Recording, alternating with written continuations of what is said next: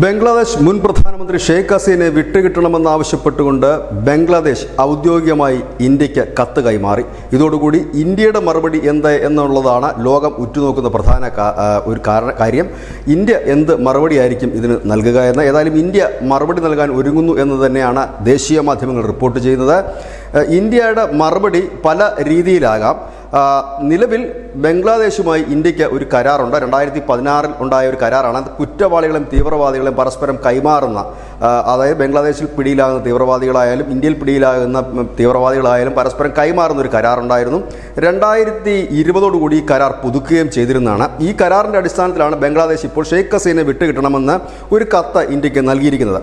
പക്ഷേ ഈ ബംഗ്ലാദേശിൻ്റെ ആവശ്യം ഇന്ത്യ നിരാകരിക്കാനാണ് സാധ്യത എന്ന് മുൻ ഇന്ത്യൻ ഹൈക്കമ്മീഷണർ മഹേന്ദ് സച്ദേവ പറയുന്നു. അദ്ദേഹം പറയുന്ന കാര്യം, ഷെയ്ഖ് ഹസീന ഇന്ത്യൻ കോടതിയെ സമീപിക്കാമെങ്കിൽ, ഇല്ലെങ്കിൽ ഇന്ത്യൻ കോടതിയെ സമീപിക്കുകയാണെങ്കിൽ പല കാരണങ്ങൾ കൊണ്ട് അത് നിരസിക്കാൻ സാധ്യത കൂടുതലാണ്. അതിന് അദ്ദേഹം ഉദാഹരണമായി പറയുന്നത്, യൂറോപ്യൻ രാജ്യങ്ങളിലെല്ലാം നമുക്ക് വിട്ടുകിട്ടേണ്ടതായിട്ടുള്ള തീവ്രവാദികളുണ്ട്.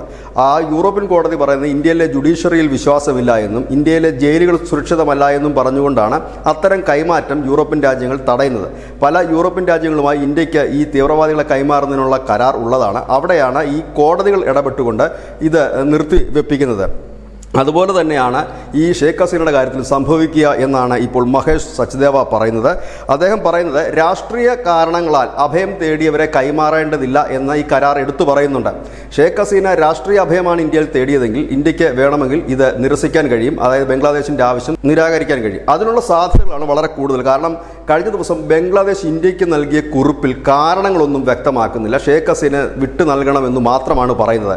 അങ്ങനെയെങ്കിൽ രാഷ്ട്രീയ അഭയം തേടിയ ആൾ എന്ന നിലയിൽ ഷെയ്ഖ് ഹസീനെ ഇന്ത്യക്ക് സംരക്ഷിക്കാൻ കഴിയും, ബംഗ്ലാദേശിൻ്റെ ആവശ്യം നിരാകരിക്കാൻ കഴിയും. അപ്പോൾ പിന്നെ ബംഗ്ലാദേശിന് മുൻപിലുള്ള വഴി എന്തെന്ന് ചോദിച്ചാൽ അന്താരാഷ്ട്ര കോടതി ഉൾപ്പെടെ സമീപിക്കുക എന്നുള്ളതാണ് ബംഗ്ലാദേശിന് മുൻപിൽ തുറന്നിട്ടിരിക്കുന്ന വഴി. ഒപ്പം തന്നെ റെഡ് കോർണർ നോട്ടീസ് അടക്കം ബംഗ്ലാദേശിന് പുറപ്പെടുവിക്കാൻ കഴിയും. ഏതായാലും ആടിയുലഞ്ഞു നിൽക്കുന്ന ബംഗ്ലാദേശ് സർക്കാരിലെ തീവ്രവാദ സ്വഭാവമുള്ളവരുടെ ആ ഒരു വികാരത്തെ തണുപ്പിക്കുന്നതിന് വേണ്ടിയിട്ടാണ് ഇപ്പോൾ പൊടുന്നനെ ഈ ഷെയ്ഖ് ഹസീനെ വിട്ടുകിട്ടണമെന്നുള്ള കത്ത് നൽകിയതായിട്ടാണ് മാധ്യമ വിദഗ്ധരും ഒപ്പം നയതന്ത്ര വിദഗ്ധർ കരുതുന്നത്. ഏതായാലും ഇന്ത്യയുടെ മറുപടി ഇത്തരത്തിലായിരിക്കും. അധികം വൈകില്ല. ഇന്നോ നാളെയോ ആയി ഇന്ത്യയുടെ വിദേശകാര്യ മന്ത്രാലയം ഇതു സംബന്ധിച്ചൊരു കുറിപ്പ് പുറത്തിറക്കാനുള്ള സാധ്യതകൾ ഏറെയാണ്. News desk, news India Malayalam.